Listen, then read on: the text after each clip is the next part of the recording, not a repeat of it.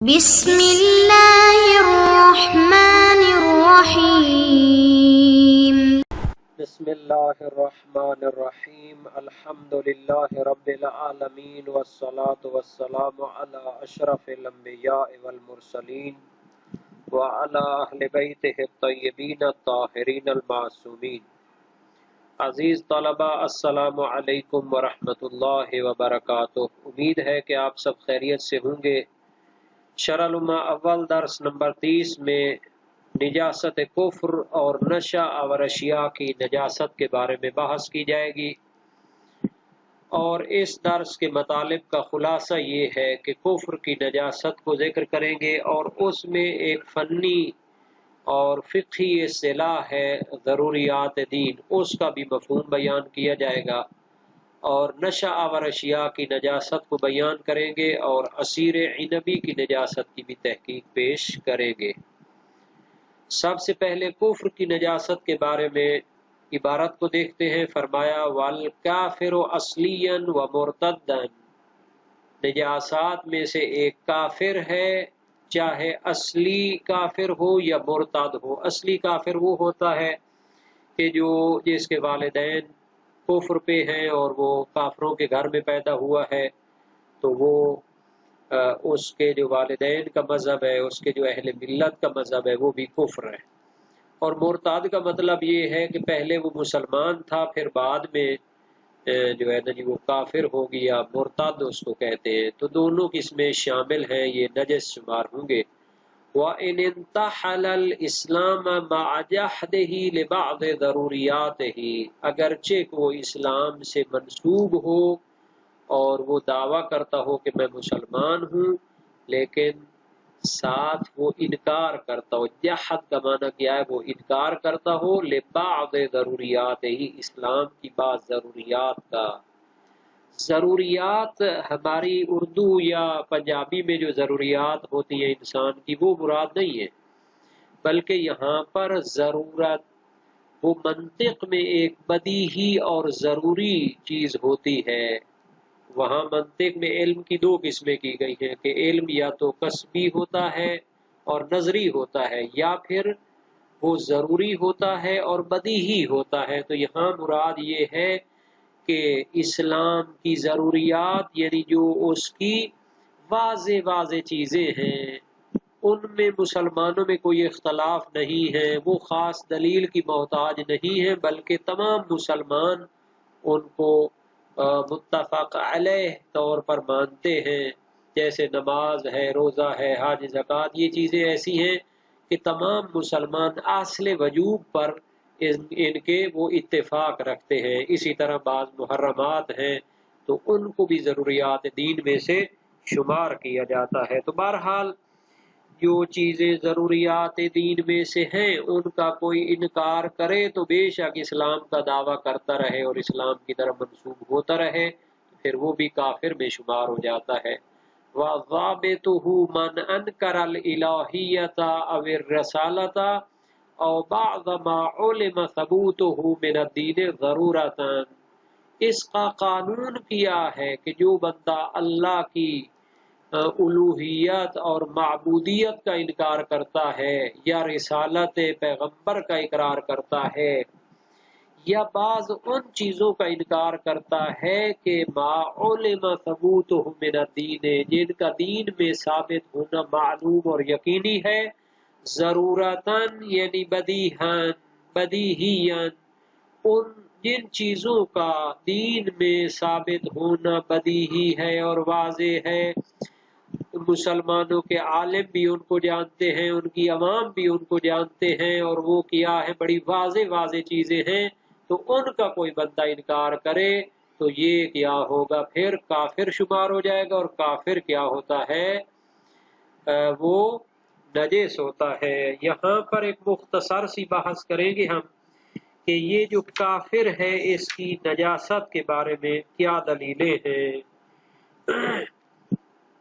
تو اس کے بارے میں جو بحث کی گئی ہے فتوے کے حوالے سے، علماء فرماتے ہیں کہ کافر کی جو تمام اقسام ہیں وہ نجس ہیں مشہور قول کی بنیاد پر، اور اس کے بارے میں اجماع کا دعویٰ کیا گیا ہے، تمام شیعہ علماء متفق ہیں کہ وہ کافر نجس ہوتا ہے اور اس میں کوئی اختلاف نہیں ہے اس فتوے میں۔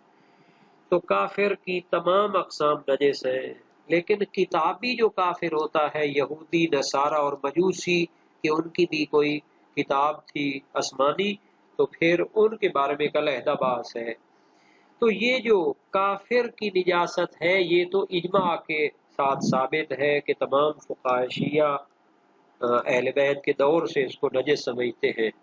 تو ظاہر ہے کہ ائمہ معصومین کی بھی اس میں رائے شامل ہے، اور دوسرا آیت میں ہے انما المشرکون نجس، کہ جو مشرکین ہیں وہ نجس ہیں، تو اس کو بھی یہاں پر آیت سے بھی استدلال کیا جاتا ہے۔ یہاں تک کتابی کافر کا تعلق ہے، اہل کتاب بھی جن کو کہتے ہیں، تو ان کے بارے میں اختلاف نظر ہے۔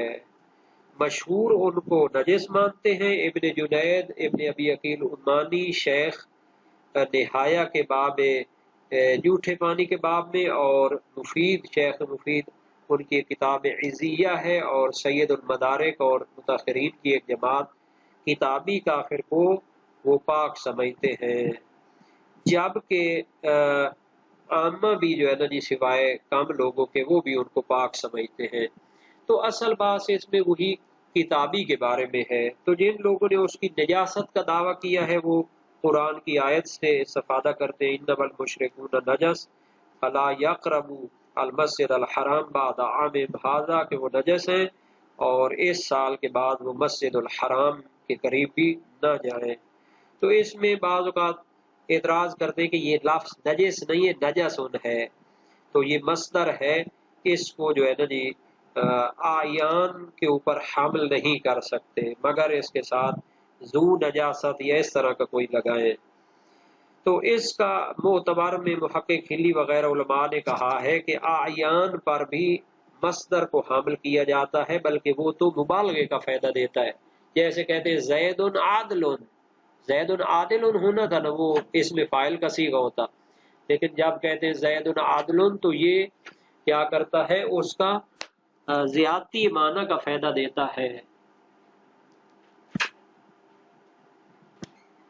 تو یہاں پر ہم یہ کہنا چاہتے ہیں کہ یہ مصدر بھی اس کے لیے استعمال ہو سکتا ہے، بلکہ معنی کی زیادتی کا فائدہ دیتا ہے، یعنی وہ بہت زیادہ عادل ہے۔ پھر اس میں اشکال کیا جاتا ہے کہ آیت میں تو مشرکین کو نجس قرار دیا گیا ہے اگر اس کا معنی وہ کیا جائے، حالانکہ کفار میں تو جناب دوسرے جو ہے کچھ ایسے بھی ہیں کہ جو غیر مشرکین ہوں گے۔ تو اس کا جواب یہ دیا جاتا ہے کہ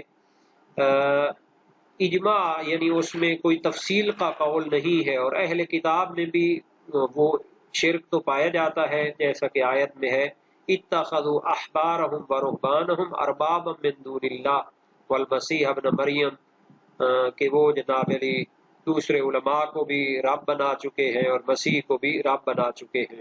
بہرحال یہ آیت نمبر سورۃ توبہ کی 31 نمبر آیت ہے۔ پھر اس پر بحث کرتے ہیں کہ نجس وہ نجاست ظاہری مراد نہیں ہے، بلکہ ان کی نجاست باطنی مراد ہے، کہ جو وہ اللہ اور اس کے رسول کے بارے میں غلط عقائد رکھتے ہیں، تو یہ باطنی ناپاکی مراد ہے۔ تو اس کے بارے میں بھی بعض کا جواب دیا جاتا ہے، اور اس پر ایک مفصل بحث ہے۔ یہاں پر یہ اشارہ کریں گے کہ آیت کی تفسیر دیکھیں، اس بڑے بڑے مفسرین نے اس پر کام کیا ہے کہ انہوں نے اس کا کیا معنی کیا ہے، اور جہاں تک روایات کا تعلق ہے تو اس میں بھی شدید اختلاف ہے۔ جن لوگوں نے نجاست کا قول اپنایا ہے تو انہوں نے خبر سعید آرج سے استفادہ کیا کہ یہودی اور نصرانی کے جھوٹے سے منع کیا امام صادق علیہ السلام نے۔ ابو بصیر کی روایت ہے امام باقر اور امام صادق علیہ السلام میں سے ایک سے کہ یہودی اور نصرانی سے مسلمان کا مصافحہ فرمایا، کپڑے سے پیچھے سے ہو، اگر ہاتھ سے ہو تو اس کو دھونا چاہیے۔ صحیح علی بن جعفر امام کاظم علیہ السلام سے کہ مجوسی کے ساتھ ایک برتن میں کھانے کا حکم ہے یا ایک جگہ سونے کا اور مسافے کا منع کیا ہے۔ ہارون بن خارجہ کی روایت ہے، امام صادق علیہ السلام سے مجوسی کے ساتھ کھانے پینے کا حکم فرمایا نہیں ہونا چاہیے۔ صحیح محمد بن مسلم امام باقر علیہ السلام سے ہے مجوسی سے مسافیہ کے بارے میں، تو اس میں بھی فرمایا ہاتھ دھونا پڑے گا، وضو باطل نہیں ہوگا۔ تو جو لوگ ان کو پاک سمجھتے ہیں ان کی کیا دلیلیں ہیں جناب؟ یہ اصل ہے، انہوں نے بھی سورہ مائدہ کی آیت نمبر 5 سے استفادہ کیا ہے۔ وَطَعَامُهُمُ الَّذِينَ أُوتُوا الْكِتَابَ حِلٌّ لَّكُمْ وَطَعَامُكُمْ حِلٌّ لَّهُمْ، قرآن میں ہے کہ اوت الکتاب، اہل کتاب کا کھانا تمہارے لیے حلال ہے اور تمہارا کھانا ان کے لیے حلال ہے۔ تو اس کا معنی کیا جاتا ہے کہ کھانے سے مراد ان کے غلات ہیں، نہ کہ جنالی ان کے ہاتھ کا بنایا ہوا کھانا۔ اور مصباح المنیر فیومی کی ہے، اس سے بھی اس طرح جو ہے نا جی مراد لینے کی کوشش کی گئی ہے کہ طعام سے مراد کیا ہے ان کے غلات ہیں، لیکن روایات بھی اس کے لیے پیش کرتے ہیں۔ صحیح عیس ہے امام صادق علیہ السلام سے یہودی نصارہ اور مجوس کے ساتھ کھانے کا، فرمایا اذا کان من طعامک وتوضأ فلا باس، اگر کھانا تمہاری طرف سے ہو تو مل کر کھا سکتے ہیں۔ صحیح اسماعیل بن جابر ہے امام صادق علیہ السلام سے اہل کتاب کے کھانے کے بارے میں، فرمایا لا تاکل ہو، پھر کچھ خاموش ہوئے، پھر کہا لا تاکل ہو، پھر خاموش ہوئے، پھر کہا لا تاکل ہو ولا تترک ہو تقول انہ حرام، لیکن تترک ہو تتنزہ عنہ، یعنی اس کو حرام بھی ہم نہیں کہتے بلکہ اس سے بچنے کو جو ہے نا تنزہ اور پاکی کی علامت قرار دیتے۔ ان فی آنیتہم الخمر ولحم الخنزیر، کہ وہ شراب وغیرہ اپنے برتنوں میں استعمال کرتے ہیں اور خنزیر کا گوشت استعمال کرتے ہیں۔ اسی طرح عمار کی روایت امام صادق علیہ السلام سے کہ جس کوزے سے اور برتن سے وہ پانی پیتا ہے، کیا یہودی پانی پیتا ہے اس سے ہم بھی پی سکتے ہیں؟ فرمایا ہاں۔ قلت من ذلک الماء الذی شرب قال لا، اور وہ پانی بھی حتیٰ جس سے اس نے پیا وہ بھی پی سکتے ہیں۔ تو یہ اختلاف روایت ہے، اس میں بہت زیادہ بحثیں ہیں، فقہاء نے استدلال میں کی ہے۔ تو متاخرین علماء کا جو نتیجہ ہوا ہے وہ یہ کہتے ہیں کہ اہل کتاب جو ہے وہ پاک ہیں اور وہ پاکی والی روایات کو ترجیح دیتے ہیں، اور ان کی نجاست باطنی یا عرضی نجاست کے قائل ہیں کہ وہ چونکہ جناب علی کتے، خنزیر یا شراب وغیرہ کے ساتھ ملوث رہتے ہیں تو ان کے بدن اکثر نجس ہوتے ہیں۔ تو یہ ساری باتیں ایک خلاصہ ہم نے پیش کیا ہے۔ یہاں پر بہتر ہے کہ دور حاضر کے فقہاء کے جو ہے نظریات ان کی طرف بھی اشارہ کیا جائے۔ امام خمینی علیہ رحمہ غیر مسلمان جو بھی مذہب رکھتا اس کو نجس سمجھتے تھے، آقا خوئی اہل کتاب یہودی اور عیسائی کو قول مشہور کی بنا پر نجس کہتے اور اسے احتیاط کے مطابق قرار دیتے، اور فاضل انکرانی صاحب اہل کتاب کو پاک سمجھتے ہیں، اور آقا مکارم جو ہے یہود و نصارہ کو بنا پر احتیاط نجس سمجھتے ہیں۔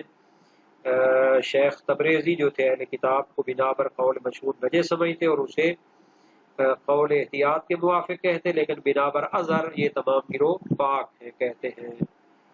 اور ایت اللہ سیستانی دامذلو اہل کتاب یہودی نصارہ اور عیسائی اور مجوسی کو قول مشہور کی بنا پر نجس ہیں، لیکن ان کے پاک ہونے کا حکم بعید نہیں ہے، اگرچہ ان سے اجتناب کرنا بہتر ہے۔